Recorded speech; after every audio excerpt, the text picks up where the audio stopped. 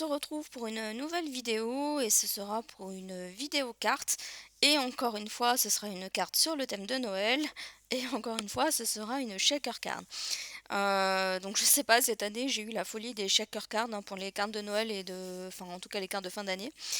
Donc je suis partie sur donc c'est une chute de papier, hein, c'est un rectangle que j'ai pas eu trop besoin de redimensionner parce qu'il était à la bonne taille selon moi. J'ai pris donc un dice rond pour faire une shaker card ronde et je vais prendre donc ce que j'avais fait dans une vidéo où je vous avais montré comment j'utilisais ma plastifieuse en fait pour faire des shaker cards. Donc si j'y pense, je vous mettrai le lien de la vidéo en question en barre d'infos ou j'essaierai de l'intégrer dans le petit i. Alors je sais pas trop comment faire ça, je vais chercher. Mais voilà, donc dans cette vidéo, j'avais fait plusieurs tests, dont justement un test avec des encres Stézone. Pour savoir comment j'ai fait, je vous renvoie à cette vidéo.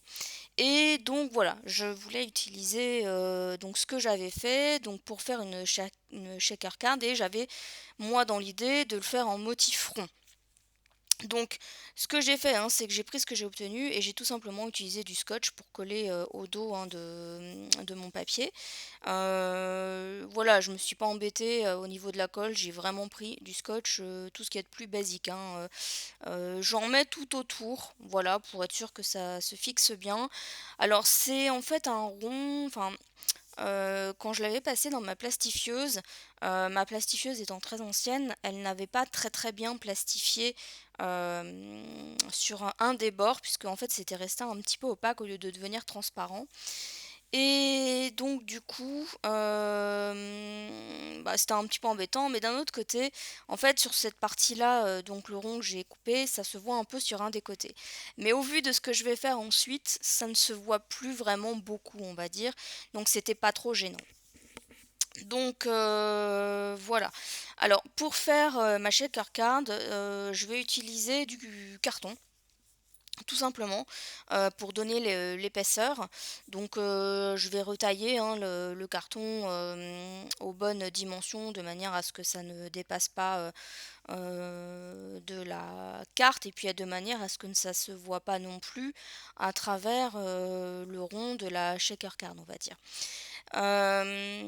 Alors, l'utiliser du carton, c'est ce que j'avais dit dans un des commentaires d'une de mes vidéos précédentes. Je crois bien que la dernière... Enfin bref. Euh, c'est bien et en même temps, il y a aussi du moins bien. C'est bien parce qu'effectivement, bah, vous mettez une épaisseur de carton et donc là, le carton que j'utilise, il doit faire 3 mm d'épaisseur. Pour moi, c'était suffisant. Et je le colle, vous voyez, avec de la colle liquide. J'en mets pas trop de manière à ce que ça déborde pas trop, mais suffisamment pour que ça colle. Donc l'avantage, c'est qu'effectivement, ça a déjà une certaine épaisseur, c'est moins galère que le double face. Voilà, si vous vous trompez, là pour le coup, je colle avec une colle liquide, donc si jamais je me trompe, je peux réagir assez vite. Avec le double face, si vous mettez le double face directement, l'inconvénient, c'est qu'une fois qu'il est collé, ben il est collé. C'est plus compliqué de refaire des réajustements ensuite. Euh, voilà, l'avantage du carton, c'est que vous pouvez retailler, je dirais, plus facilement que du double face. Le double face, quand vous voulez le retailler en plus petit, etc., selon ce que vous utilisez comme double face, enfin la mousse 3D, pardon, c'est peut-être un petit peu plus galère à retailler, etc. Là, c'est du carton, donc c'est plus facile à découper, voilà, à manipuler, entre guillemets. Sur ça, il n'y a pas de souci. Je veux dire, pour moi, c'est un gros avantage. Ça, on va dire, ça permet de recycler le carton qu'on peut avoir chez nous. Ça peut-être économise entre guillemets un petit peu la mousse 3D. L'avantage du carton, c'est que c'est presque une matière première. Enfin, je vais dire une matière première. C'est pas une matière première en soi, par définition, mais c'est une matière qu'on a à disposition chez nous à travers, voilà, par exemple, tous les colis qu'on peut avoir par la poste, bien effectivement, ça permet, enfin moi je recycle comme ça en fait mes cartons, hein, et enfin entre autres. Donc voilà, donc c'est quelque chose qu'on n'a pas nécessairement besoin d'acheter comme la mousse 3D, on va dire. Ça m'empêchera pas de mettre de la mousse 3D pour fixer, hein, pour redonner une épaisseur supplémentaire. Mais disons qu'au lieu de mettre peut-être deux ou trois épaisseurs de mousse 3D, j'en mets qu'une. L'inconvénient, et c'est, je dirais pour moi, le seul inconvénient que je vois pour le moment, il y en a peut-être d'autres, hein, que je n'ai pas forcément vu tout de suite, enfin, que je ne vois pas encore aujourd'hui. Mais un des inconvénients, c'est que le carton est quand même, du coup, une matière plus lourde que la mousse 3D et que par conséquent, quand vous envoyez vos cartes par la poste, ça peut avoir une incidence sur le nombre de timbres que vous allez devoir mettre sur l'enveloppe. Je dis ça parce que les timbres, aujourd'hui, je trouve que ça coûte de plus en plus cher. Je sais que ça va encore augmenter, il me semble, au 1er janvier, mais j'ai presque envie de dire comme tous les ans, hein, chaque année, le prix du timbre augmente. Et je trouve qu'au final, quand on commence à regarder le coût des timbres, je trouve que ça devient en fait de plus en plus cher d'envoyer des cartes en fait. Je trouve ça juste hallucinant. D'autant plus que effectivement, moi en général, quand j'envoie des cartes, j'envoie toujours des petites découpes avec ma carte en fait pour faire une petite surprise. Et du coup, quand on ajoute les découpes enfin, les petites découpes que je mets plus le poids entre guillemets de la carte, honnêtement, des fois je me retrouve à mettre, enfin, je dépasse largement les 20 grammes normalement du timbre, hein. Je suis parfois plutôt sur ça m'arrive d'avoir du 60 grammes. Ce qui est un peu frustrant, c'est quand vous êtes à 25 grammes au niveau de vos enveloppes et que vous devez. Moi, je vais pas forcément à la poste hein, parce que pour moi, c'est galère d'aller à la poste. Mais donc, du coup, j'achète toujours mes timbres sur leur site internet. Donc, j'achète pas, j'achète en gros, on va dire, j'achète pas des timbres à 10 centimes, 5 centimes ou le prix exact. J'achète que des timbres normaux, bon, en lettres vertes, mais ça revient cher en fait, hein. Donc voilà. Donc le carton, c'est à la fois une bonne alternative, mais il faut penser un petit peu à tout. Alors je reviens à ma carte parce que je me suis un petit peu éparpillée. Donc au niveau de la carte, vous avez vu, hein, j'ai pris une carte en fait qui à la base était carrée et je l'ai retaillée par rapport à mon papier de fond, on va dire, hein, de manière à ce que ma carte soit à la bonne dimension par rapport à mon papier de fond où il y a la shaker. Ensuite, alors je l'ai fait hors caméra hein, parce que ça m'a pris énormément de temps et que voilà, je trouvais que j'ai pas une batterie non plus je filme avec un de mes téléphones et j'ai pas une batterie qui dure très très longtemps et je savais que si je laissais mes tentatives de couronne de Noël autour de ma shaker, je savais que j'aurais pas assez de batterie et que ça allait être galère pour vous filmer la suite. Donc ce que j'ai fait, c'est que j'ai pioché en fait dans mes découpes de Noël. J'ai pioché, voilà, différentes découpes. Donc c'est du hou, c'est des branchages de sapin, etc. Et que j'ai découpé dans différents papiers. Donc il y a du vert foncé, du vert clair, du vert très très clair. Voilà, j'ai différentes tonalités de vert. J'ai un petit peu aussi je vais dire de marron, et c'est des découpes qui ont été faites dans du papier craft.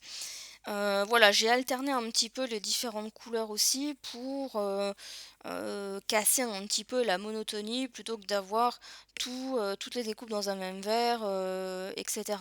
L'idée c'est que je voulais que ça ressorte un petit peu, je voulais que ça soit un petit peu plus harmonieux, moins ennuyeux je dirais à regarder.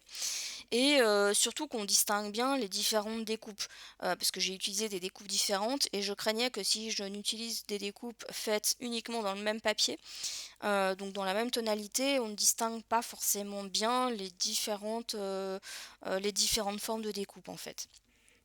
Donc voilà. Alors sachez que moi pour mes découpes, hein, j'ai consacré quasiment 2 après-midi entières juste pour faire des découpes sur le thème de Noël, tout simplement en prévision de mes cartes, mais aussi en prévision de mon Daily December que je ferai certainement enfin je sais pas, en fin d'année ou ou en janvier. Je le fais pas au fur et à mesure du temps en fait. Normalement le Daily December c'est vous faites une page par jour avec une photo par jour. Moi je le fonctionne pas, je fonctionne pas comme ça avec mon Daily December parce que c'est trop contraignant en termes d'organisation et en termes d'idées, je dirais. Voilà, moi j'ai pas forcément toujours les idées et comme j'avais expliqué l'année dernière, je crois, je me respecte pas à une photo par jour en fait, hein, sur une journée, je peux peut-être prendre trois quatre photos et je vais les mettre sur des journées, différentes en fait dans mon daily December. Voilà, moi je me prends cette liberté-là, tout simplement parce que, bah, j'ai pas forcément une vie, très palpitante et il se passe pas forcément grand-chose, hein et donc voilà, donc j'ai pas forcément des photos à mettre partout. Bref, je m'éparpille encore. Donc toujours est-il que j'avais en fait consacré 2 après-midi à faire des découpes de Noël et en fait j'ai pioché dans ces découpes de Noël pour faire cette carte.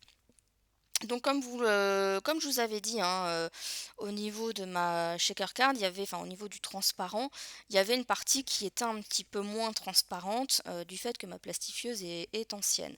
Donc, le fait, en fait, de mettre des découpes autour, justement, bah, de la shaker card, ça masque un petit peu cet aspect, moins transparent et au final, c'est pas on le voit pas très bien, en fait.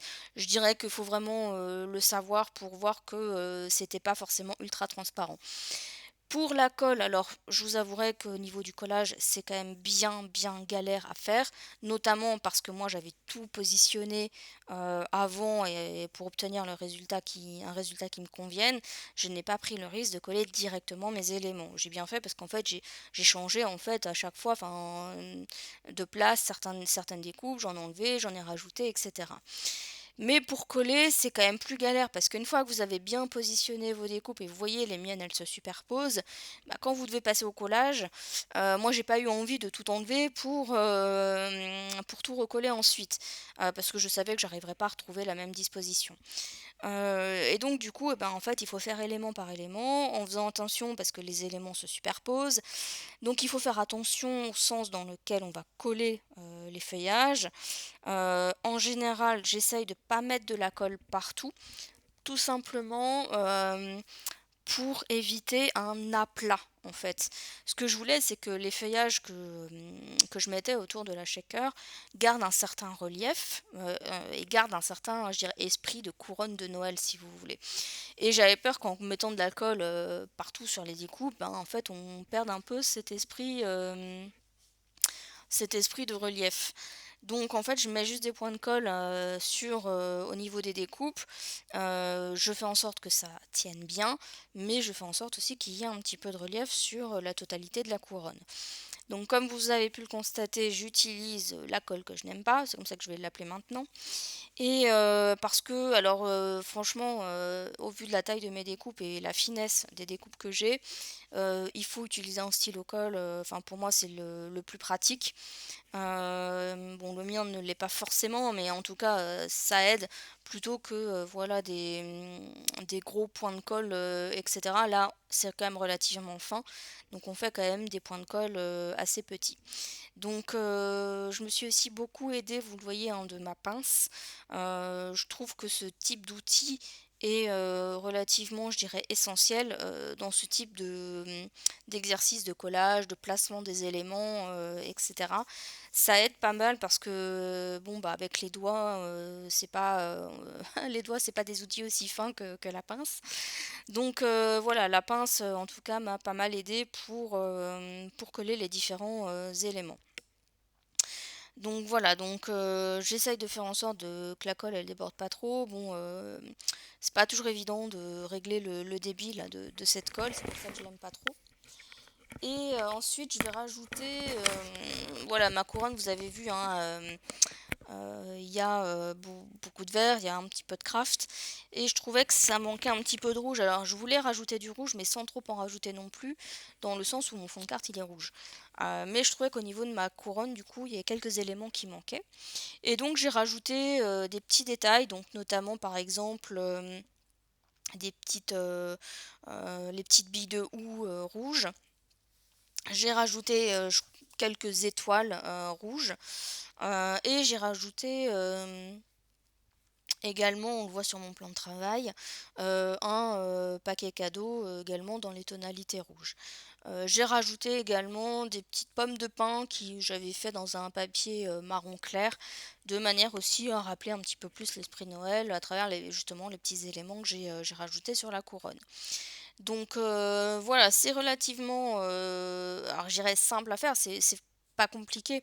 C'est juste un travail de patience par rapport aux découpes, qu'on va placer, et cetera. C'est juste ça qui est vraiment long, à faire et c'est vraiment moi ce qui m'a pris, énormément de temps. Voilà, j'ai au niveau de la carte, la confection de la carte, je sais pas, j'ai dû mettre, 2-3 heures en fait, hein, à la faire et je n'exagère même pas, hein, parce que le placement en fait de mes éléments, c'est pour ça que je l'ai pas filmé, m'a pris énormément de temps hors caméra en fait, hein. Déjà, choisir les découpes, dans quel type de papier j'allais les prendre, enfin, quel type de couleur, et cetera. Donc j'ai fait pas mal d'essais en fait avant, de vous filmer le collage en fait, hein, de tous ces éléments-là. Donc voilà, mais c'est aussi parce que je suis très lente en fait, hein. Dans ce type d'exercice, voilà, je mets toujours du temps à me décider sur ce que je mets, ce que je mets pas, est-ce que je rajoute, est-ce que j'enlève, enfin voilà, donc c'est toujours compliqué. Donc voilà, donc vous voyez, hein, ça avance petit à petit. Je fais, voilà, Hem, je mets de la colle, alors souvent, j'essaye d'en mettre, mais pas trop, mais j'ai toujours peur qu'il y en ait pas assez, enfin voilà, c'est compliqué. Donc j'appuie, je regarde si ça reste collé, enfin voilà, donc pas toujours non plus, évident. Donc là, le résultat me convient assez bien, donc voilà, ce qu'on obtient. Donc moi j'aime bien, je trouve que c'est quand même assez sympa, hein, comme résultat. Et ensuite, on va passer justement à la partie, du remplissage, de la shaker card.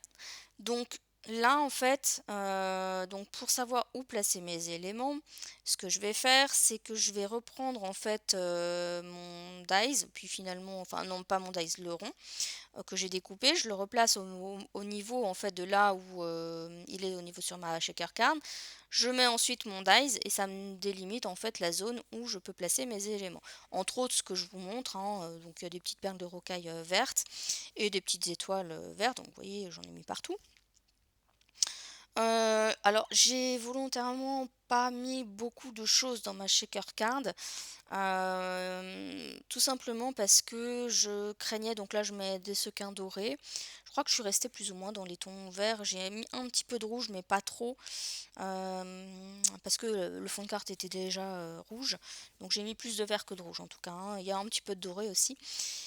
J'ai pas trop, voulu compléter, la chèque-incarne ou en tout cas, d'habitude j'en mets beaucoup plus, hein, mais là je trouvais que si je mettais beaucoup d'éléments, je craignais que le sentiment qui apparaît avec, enfin que j'ai tamponné à la stèse noire ne soit plus trop lisible, parce il y aurait trop d'éléments, entre guillemets «perturbateurs», derrière.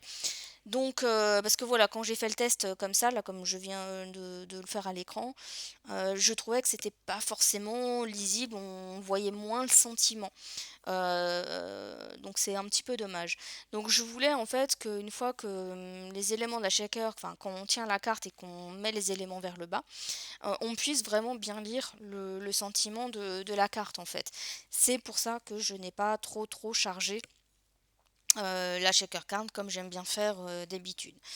Donc voilà, donc là ensuite, bah, je vais tout simplement passer, bah, je vais tout simplement enlever les protections, de la mousse 3D et ensuite, ben, je vais venir coller et ma carte sera terminée. Donc n'hésitez pas à me dire, ce que vous en avez pensé.